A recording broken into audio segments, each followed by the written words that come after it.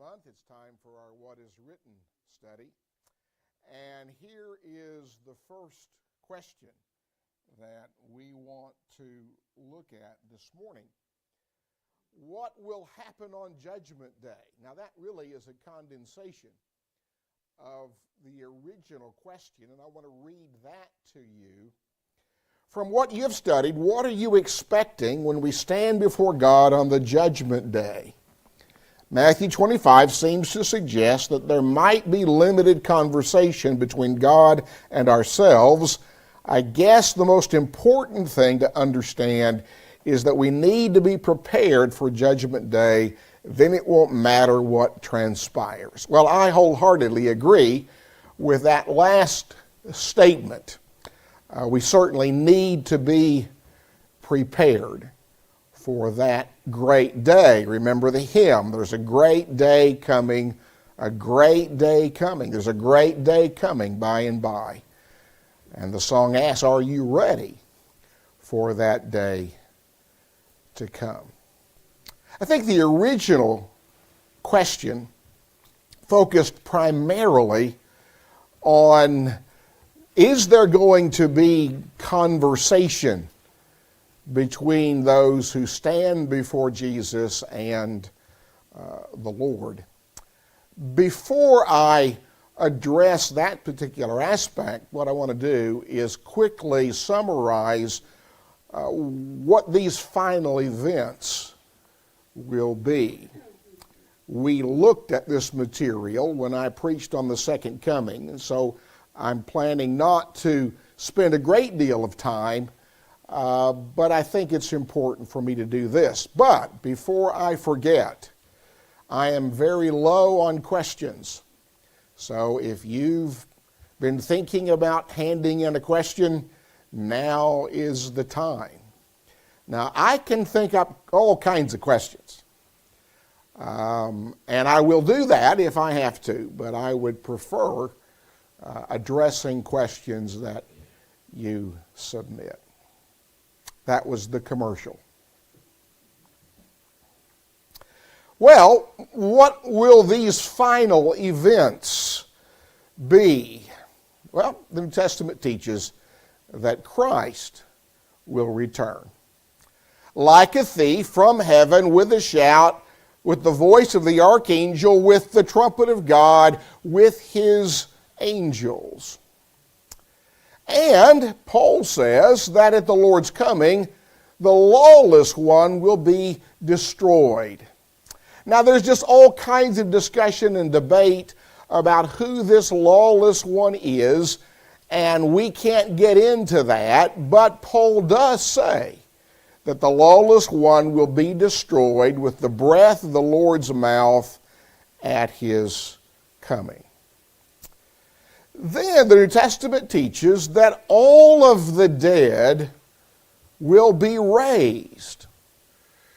At the same hour, we'll look at John chapter 5, 28 and 29 momentarily.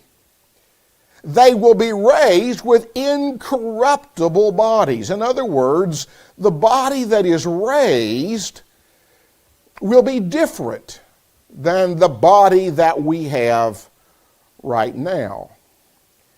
And all of this will occur on the last day.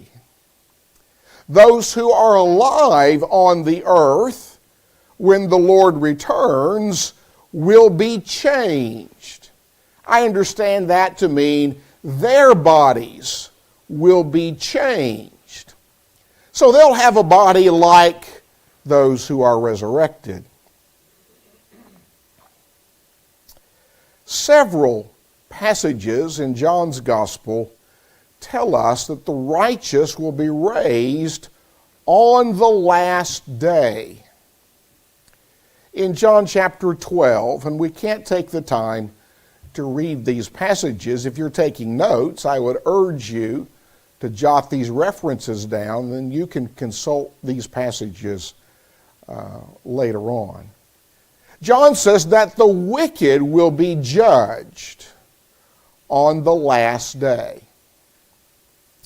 So, if the righteous will be raised on the last day, and the wicked will be judged on the last day, what can we conclude about the resurrection of the righteous and the wicked? Well, I think we should conclude that the resurrections of the righteous and the wicked will come at the same time. Now, that's not what you're going to hear on the radio from the televangelists. They're going to tell you that when Jesus returns, the righteous will be resurrected and raptured up to heaven to be with the Lord for 7 years. Meanwhile, the wicked down here on earth will go through a 7-year tribulation. And then Christ will come back in what they call the revelation, and then the wicked will be raised. But I want you to look at a couple of passages. In John chapter 5, Jesus said in verse 28, "Do not marvel at this, for the hour is coming in which all who are in the graves will hear his voice and come forth." Notice, Jesus said the hour. He said all will hear his voice and come forth. Those who have done good to the resurrection of life, and those who have done evil to the resurrection of condemnation. Jesus says there's going to be one resurrection of everybody. The righteous and the wicked will be raised at once, at the same time, and there will be two different results, a resurrection of life and a resurrection of condemnation. Paul said in Acts 24 and verse 15, "I have hope in God, which they themselves also accept, that there will be a resurrection of the dead, both of the just and the unjust." Paul speaks of one resurrection of the just and the unjust. Well, when the dead are raised, death, because of that resurrection, will be destroyed. And then all of the righteous will be caught up to meet the Lord in the air, Paul says in 1 Thessalonians chapter 4. At that time, Jesus will be glorified in his saints, and the saints will appear with Christ in glory.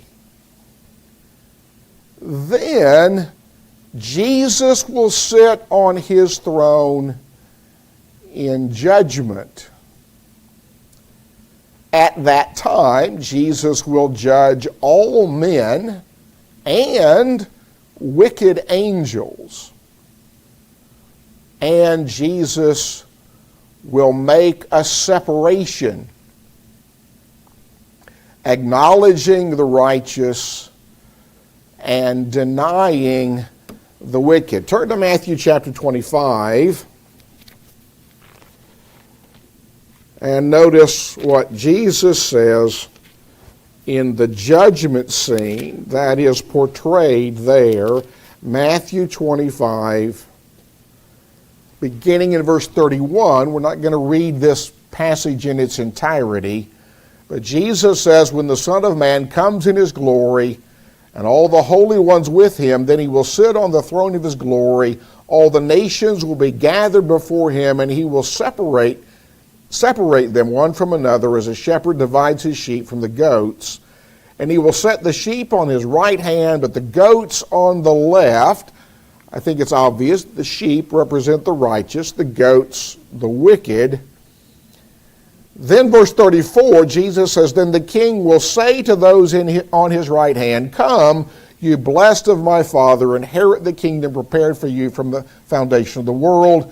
For I was hungry, and you gave me food. I was thirsty, and you gave me drink. I was a stranger, and you took me in. I was naked, and you clothed me. I was sick, and you visited me. I was in prison, and you came to me.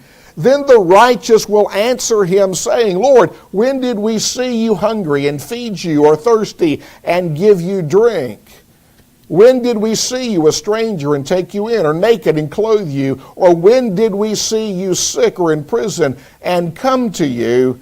And the king will answer and say to them, Assuredly, I say to you, inasmuch as you did it to one of the least of these my brethren, you did it to me. And then, if we were to continue to read the passage, Jesus talks about a similar exchange that Jesus will have with the wicked. And so I think this, the questioner mentioned this passage in the original form of his question. And it certainly appears that there is this exchange between Jesus and the righteous, and then Jesus and the wicked. Other passages teach that all men will give an account of their deeds. Look at 2 Corinthians chapter 5 and verse 10.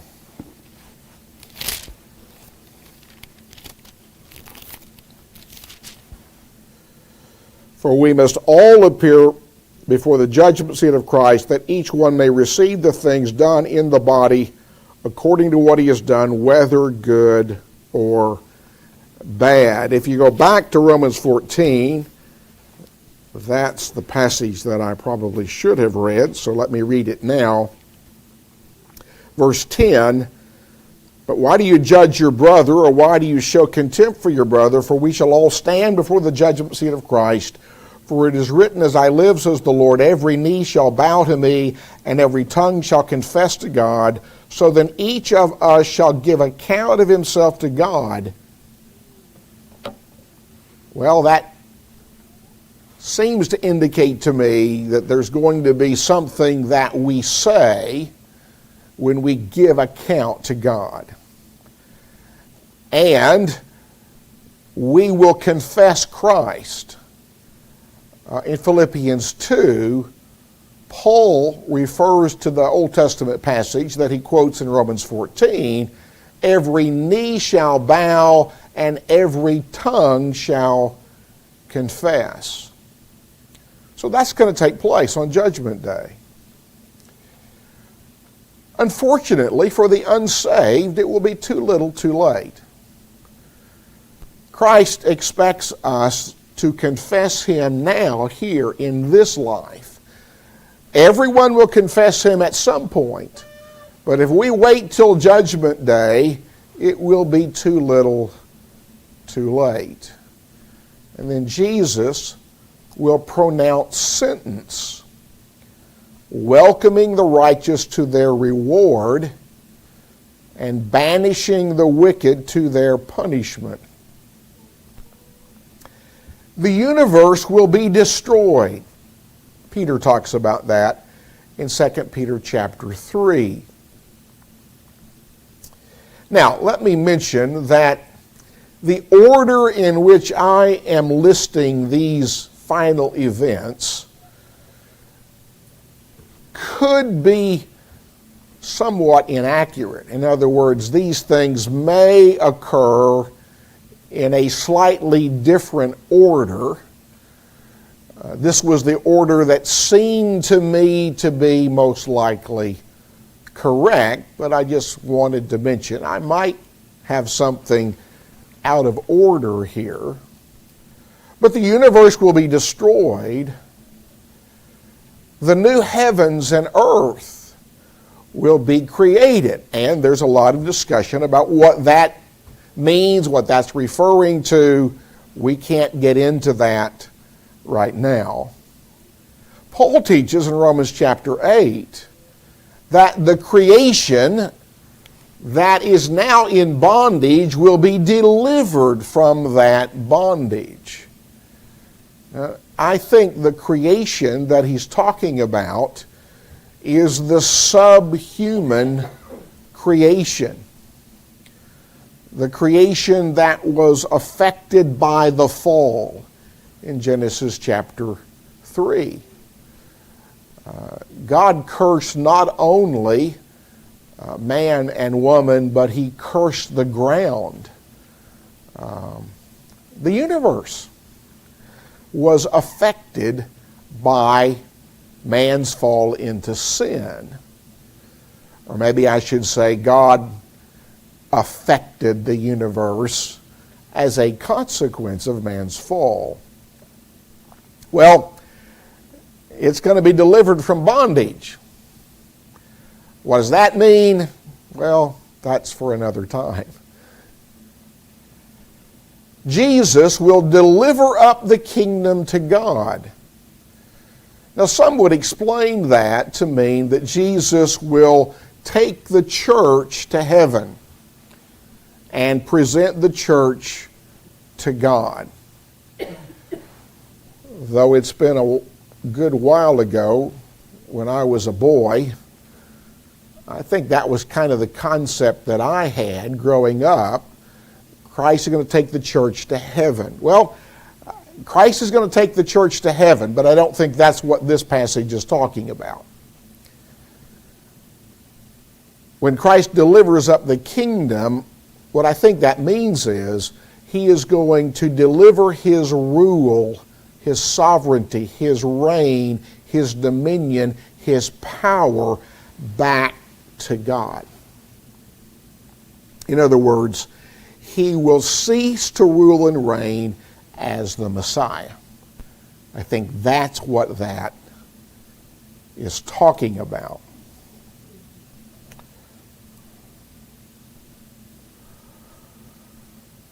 Somehow or another my animation got messed up. Then Paul says that the Son will subject himself to the Father. I understand that to mean that when Jesus was ruling and reigning as the Messiah, he was, you might say, calling the shots. He was in control. He's going to deliver that authority back to the Father who gave it to him and then rank himself under the Father. The righteous will enjoy eternal life with God, and the wicked will suffer eternal punishment. Those are the final events that are outlined in the New Testament. And there are some passages, Matthew 25, Romans 14, 2 Corinthians 5, Philippians 2, seem to indicate that there will be some kind of a verbal exchange between Jesus, the judge, and those who stand before him. Well, I'm going to have to hurry. Our second question, will we recognize one another in the hereafter? This is a question that I have gotten several times down through the years, and I certainly understand why people want to know the answer to this question. Well, I think the answer is yes. And I say that for several reasons. Remember the story about Saul consulting the witch at Endor near the end of 1 Samuel?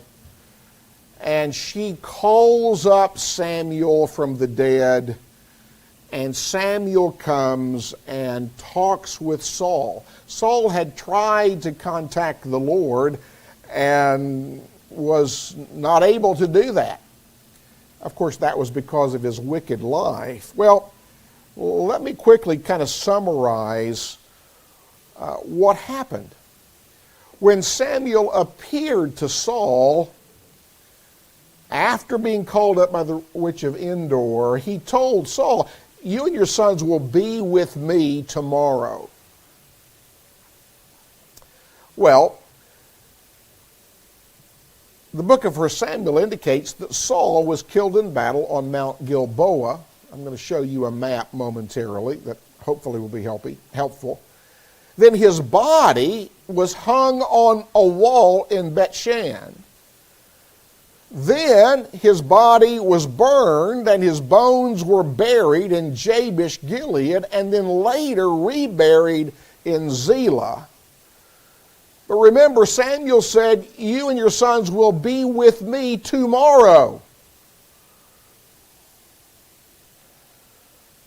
Well, I think that means Saul and Samuel were together they were together in Sheol. And we've talked about that recently. Samuel, when he died, his body was buried in Ramah. That happens before Saul consults the medium. He consults the medium. Samuel appears to Saul at Endor. Samuel says, we'll be together tomorrow. Now, Samuel is buried in Ramah way down here. And he appears to Saul in Endor way up here. Saul is killed in battle at Mount Gilboa. His body is hung on a wall in Bethshan. Later, it's burned in Jabesh Gilead. My point is, these are different locations. Samuel's body was buried in Ramah, but his soul or his spirit went to Sheol.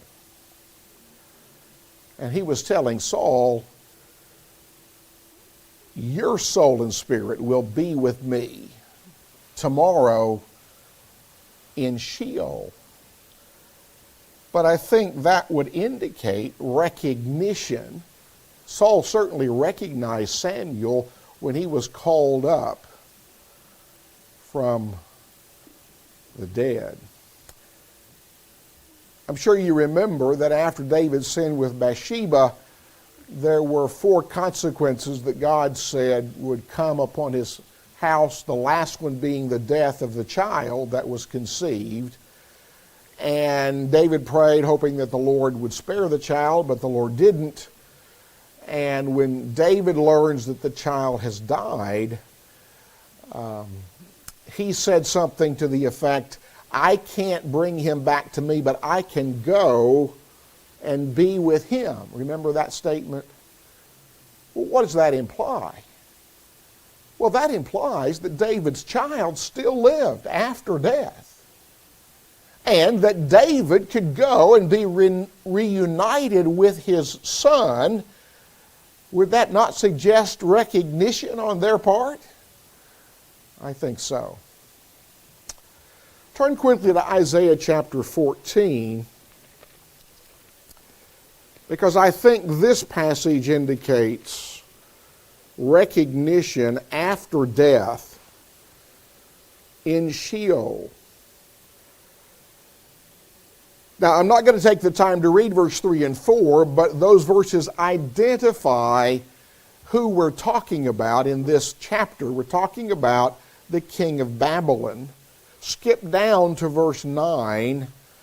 The New King James reads, hell from beneath is excited about you, but it's the Hebrew word Sheol, to meet you at your coming.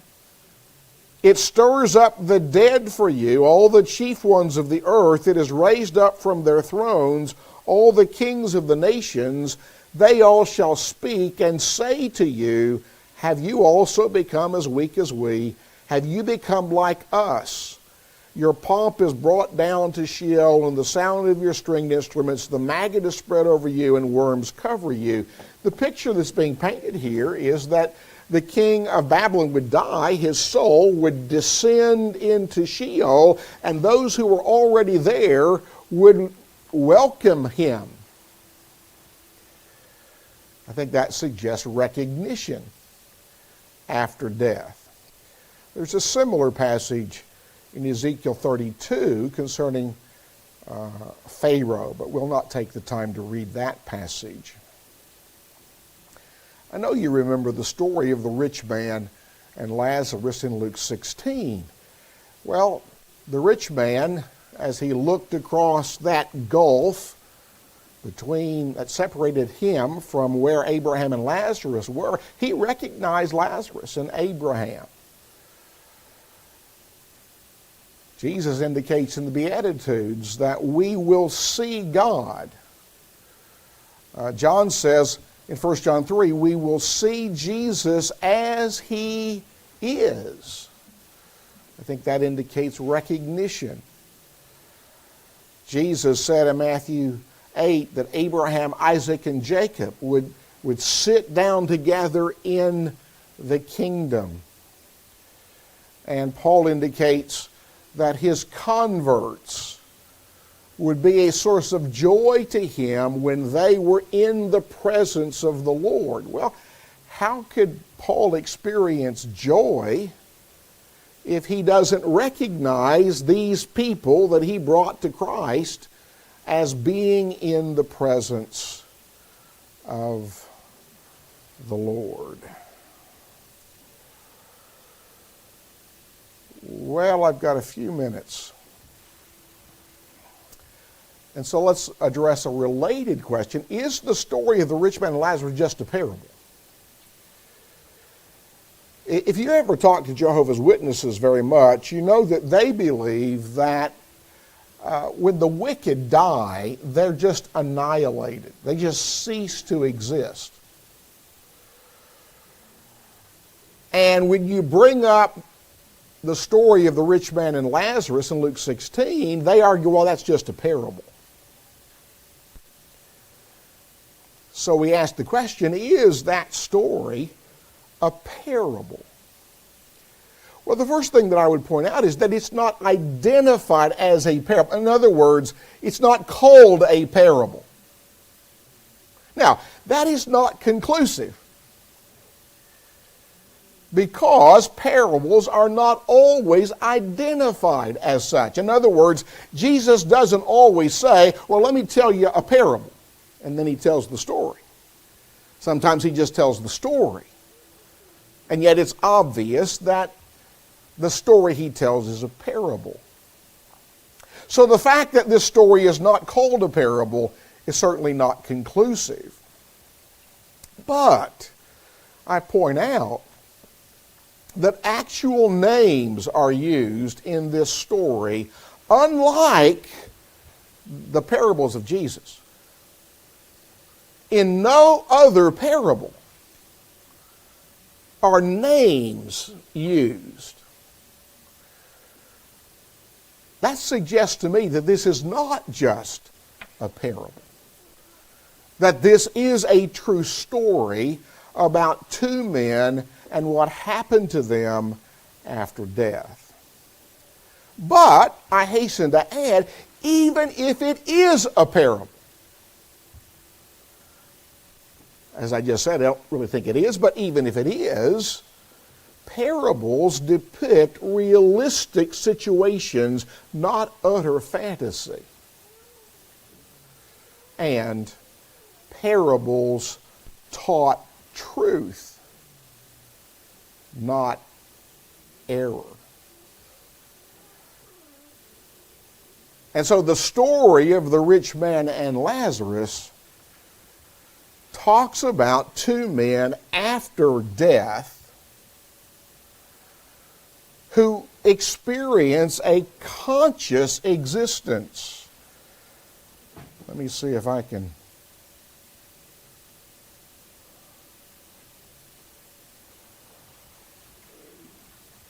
You're familiar with the story.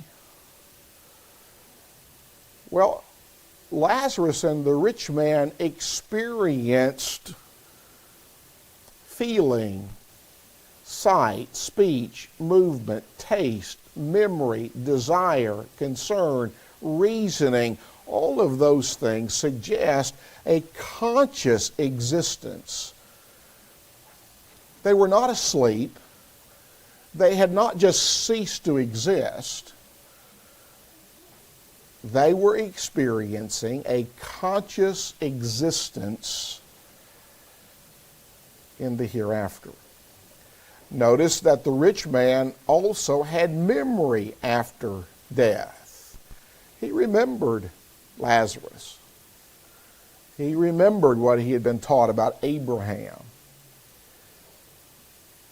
He was reminded that in this life he experienced good things and Lazarus evil things. And the rich man remembered his father's house, that he had 5 brothers, and he was concerned about their welfare. And he was told, he wanted Abraham to send Lazarus back, and he was told, they have Moses and the prophets. Let them hear them, and if they won't listen to them, then they're not going to listen if somebody comes back from the dead. And so, will we recognize one another in the hereafter? I think the answer is definitely yes. Now, it occurs to me that you might want to know, well, how will we do that if our body's going to be different? And in response to that, I will quote Mark Twain. When asked a question, he said, "I was gratified to answer promptly, and I did. I said I didn't know." So there's just some things that the Lord has not revealed about the hereafter. But I believe the Lord has revealed enough for us to know that we will recognize one another at that time. Well, I hope this study has been helpful. Remember, I need questions. Thank you.